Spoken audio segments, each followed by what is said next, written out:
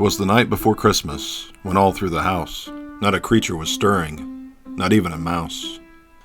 The stockings were hung by the chimney with care, in hopes that St. Nicholas soon would be there.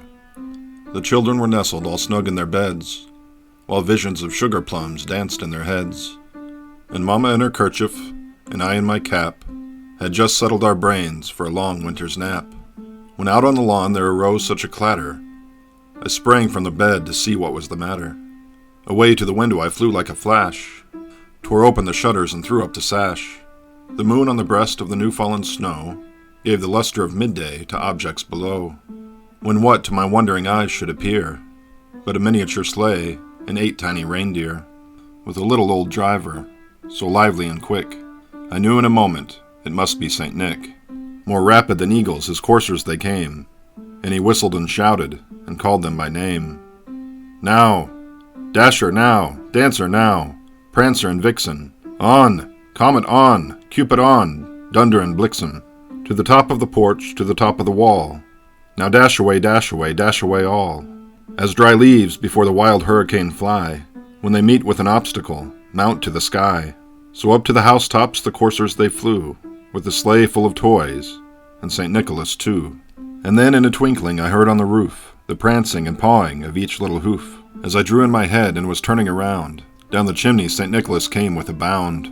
He was dressed all in fur, from his head to his foot, and his clothes were all tarnished with ashes and soot. A bundle of toys was flung on his back, and he looked like a peddler just opening his pack. His eyes, how they twinkled, his dimples, how merry. His cheeks were like roses, his nose like a cherry. His droll little mouth was drawn up like a bow, and the beard of his chin was as white as the snow. The stump of a pipe he held tight in his teeth, and the smoke it encircled his head like a wreath. He had a broad face and a little round belly that shook when he laughed like a bowl full of jelly. He was chubby and plump, a right jolly old elf, and I laughed when I saw him in spite of myself. A wink of his eye and a twist of his head soon gave me to know I had nothing to dread. He spoke not a word, but went straight to his work, and filled all the stockings, then turned with a jerk, and laying his finger aside of his nose, and giving a nod, up the chimney he rose.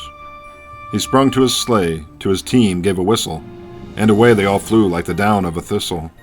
But I heard him exclaim, ere he drove out of sight, "Happy Christmas to all, and to all a good night." This poem was first published the day before Christmas Eve in 1823 in the newspaper The Troy Sentinel, without a byline.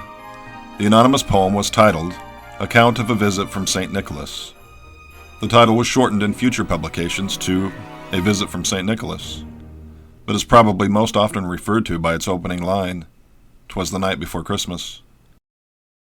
Christmas Day just 11 days away now, and a local museum is showcasing an original manuscript of "'Twas the Night Before Christmas." As CBS 2's Steve Overmeyer reports, this piece of Christmas magic has deep roots in the city. In the halls of the New York Historical Society, nestled between heroes and history, lies a humble manuscript that's colored our imagination for 2 centuries. It's definitely a treasure.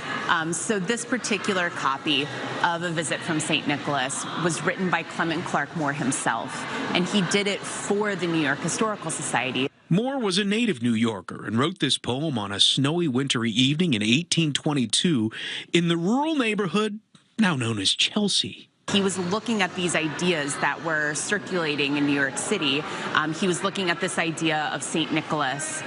He was looking at some imagery of a sleigh being pulled by reindeer, and he pulled all of that together to create A Visit from St. Nicholas. The likeness of Santa Claus was birthed from Moore's imagination. Our vision of Santa wouldn't be the same if not for this poem that became the standard for how we view this jolly old elf. This story is when Santa became real for kids even centuries ago. He says, "Dear Santa Claus, I would like a little mouse to play with and also some other things from Elaine." And as the nights get colder, even a cherished poem can keep our hearts warm. Years after the poem was initially published, Clement Clark Moore claimed authorship. and it's his name that's found in books, magazines, and websites with the poem today. That it was originally published anonymously in the New York paper has led to controversy over who actually wrote it. It was 14 years after the first publication that Moore's friend, the editor of the New York Book of Poetry, claimed that Moore was the author. It would take another 7 years for Moore to claim the poem as his own when he published a book of poems. Today, English and history professors debate whether Clement Clarke Moore is truly the author of what is likely the most well-known poem ever written. While many remain in Moore's camp, others are convinced that the true author was a farmer and poet named Henry Livingston Jr. Though they both lived in New York State, it doesn't seem that Moore and Livingston ever met. Both had their work published from time to time, and Livingston was in the habit of choosing to publish anonymously. Livingston died a few years after the poem made its debut, and nearly a decade before, Moore was named as the mystery poet. Moore claimed to have written the poem for his 2 daughters as a Christmas gift. The poem is then thought to have been sent to the newspaper by an impressed friend.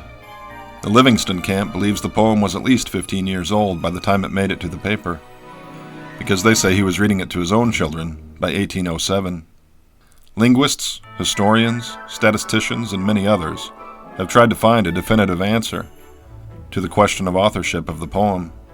Though a couple of centuries in, the 2 camps remain. What can be said of the poem is that it created the image and lore of Santa Claus in the imaginations of hundreds of millions of people over the last 20 decades. Perhaps its most crucial contribution was providing the names of Santa's reindeer. The poem lists Dasher, Dancer, Prancer, Vixen, Comet, and then Cupid, and Dunder and Blixen. The last 2 may seem a little bit unfamiliar. The words themselves mean thunder and lightning, either due to clumsy reading or by design. Later writers changed the names of those last 2 reindeer. Dunder became Donner, and Blixen became Blitzen. Another important point of the poem not only associates Santa with elves, but says he is one. L. Frank Baum, the undisputed author of The Wizard of Oz, supplied another account of Santa Claus. In his 1902 book, The Life and Adventures of Santa Claus, Baum provided Santa's secret origin story. The magical creatures of the forest of Burzee discovered a baby that had been abandoned. The wood nymph named Nisile, Queen Zerline, and the master woodsman played special roles in raising and educating the human in a place where humans didn't belong. Nisile, the wood nymph who rescued the baby, thought he should be named Claus, as the word meant little one. The queen overruled Nisile, feeling the adopted mother's name should be included. So his name became Niclaus, meaning Nisile's little one. When the master woodsman flew Niclaus to see the humanity he had never known, he told the boy that, quote, "Childhood is the time of man's greatest content." Or perhaps Baum meant it to be read as, "Childhood is the time of man's greatest content." Claus resolved that his life's mission was to return to mankind and make childhood as joyous as he could, before the burden of adulthood drained life of joy. The fairy queen, the merry Riles, the crooked Knooks, and the sweet nymphs all swore they would be ready to help him. Claus convinced the sprite, Jack Frost, not to target kids, and Frost agreed to aim his chill only at adults for a time. Claus also started carving wood into the shapes of the animals he had known in his youth. He gave the first of these toys to a boy he rescued from a snowdrift. The Awgwas, who inspired kids to misbehave, attempted to thwart Claus's mission numerous times, stealing his toys and even throwing him deeply into a cave and blocking the exit with stones. He was rescued by the fairies, who returned him to his home in the Laughing Valley. In the end, the master woodsman led the immortals of the woods in a war against the Awgwas and the giants and dragons they had recruited to join them in their opposition to Claus. The army of good defeated the army of evil. According to L. Frank Baum, Claus enlisted the help of reindeer to help him deliver greater quantities of toys than he could carry alone. This first team of reindeer included only 2, named Flossie and Glossie. When the gnomes made a larger sled for Claus, the added weight of the toys was too much for Flossie and Glossie to carry alone and return before sunrise, as they were ordered by their king to never be a minute late. Claus told them to scout out 8 more reindeer and teach them what special plants to eat to gain the powers needed for the job. The toy maker's new team of 10 reindeer included Flossie and Glossy, Racer and Pacer, Reckless and Speckless, Fearless and Peerless, and Ready and Steady.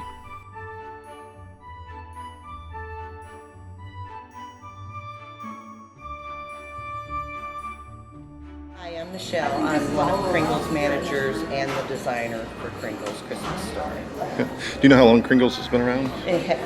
Kringles has been here since 1993.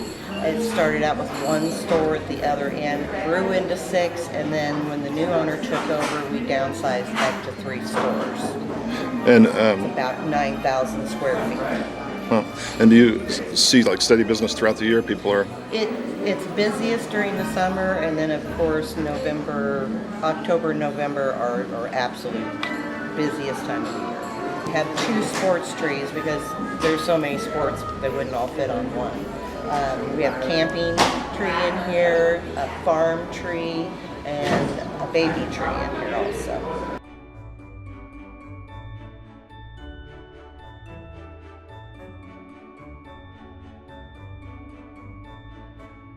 So these are our infinity lights. We've had them for about 5 years now, but each year they come out with new versions and more colored ones.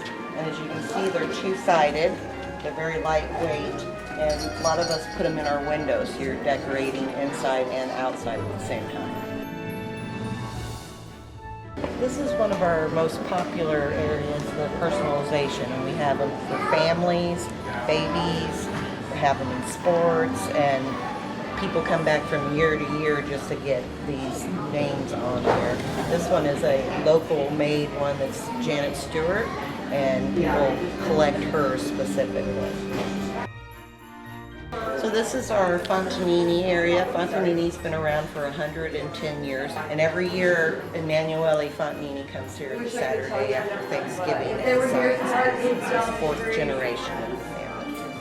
Oh, wow, so it's a family that's been making the figurines for all those years? Yeah, I've been making them since 1908.